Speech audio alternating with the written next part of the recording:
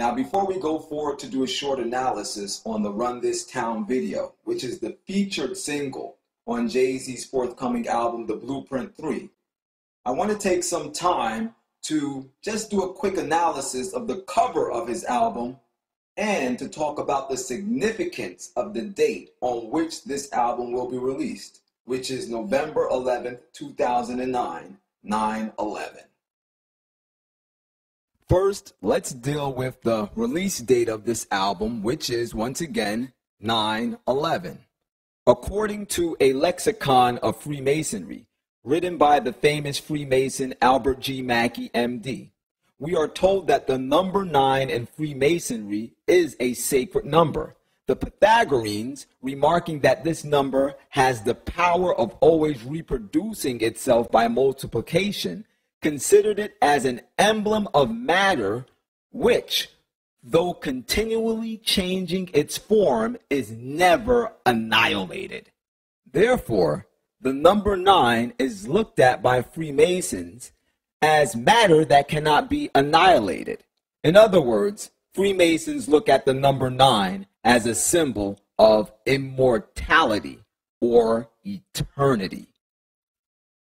But there is more important symbolism connected to the number 9 than what is openly revealed in Mackey's lexicon of Freemasonry.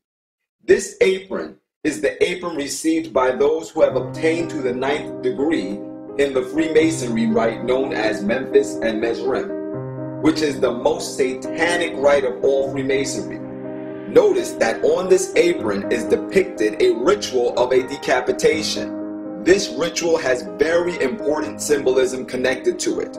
As you can see, the sword that performs the decapitation is located in the right hand. In Freemasonry, the right hand is a symbol of fidelity or faithfulness. It is also the hand that is used to take an oath. The sword in Freemasonry is carried by the grand sword bearer, and it is symbolic of the sword of the state. The head is a symbol of the existing order or government. When the head is decapitated, it is held up and the blood is allowed to flow freely from the head, symbolizing that the life of a new order is coming into existence. Now, do you remember on May 29th of 2004, a man by the name of Nick Berg was kidnapped in Iraq? The video footage of his decapitation was broadcasted on every major television network in our nation.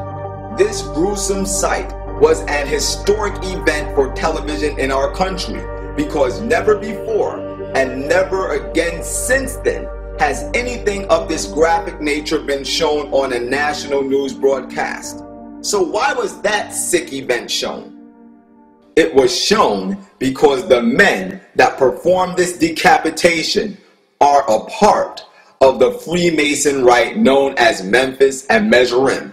The decapitation ritual was carried out to the most finite detail outlined in the blueprint. Nick Berg's head was decapitated with a sword that was in the right hand of his murderer, and then his head was held in the air with the left hand, while the blood was allowed to flow freely from the decapitated head.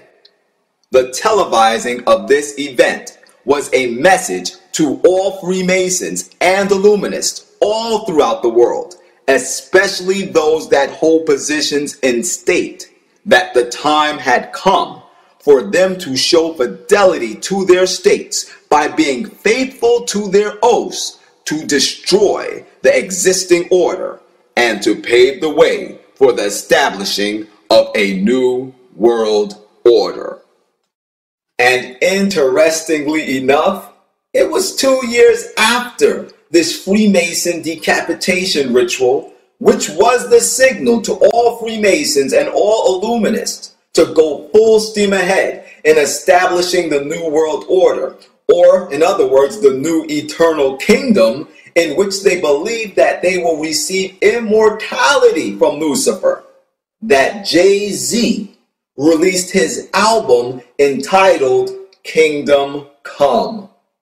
The kingdom that Jay-Z was speaking of is the eternal kingdom, that Lucifer, the devil, has deceived his followers like Jay-Z into believing that he will establish in opposition to God's eternal kingdom, which the Bible prophesies of as being established at the very time when these men established their evil, satanic New World Order. In the Bible, in the book of Daniel, chapter 2 and verse 44, we are told, "In the days of these kings shall the God of heaven set up a kingdom which shall never be destroyed, and the kingdom shall not be left to other people, but it shall break in pieces and consume all these kingdoms and shall stand forever."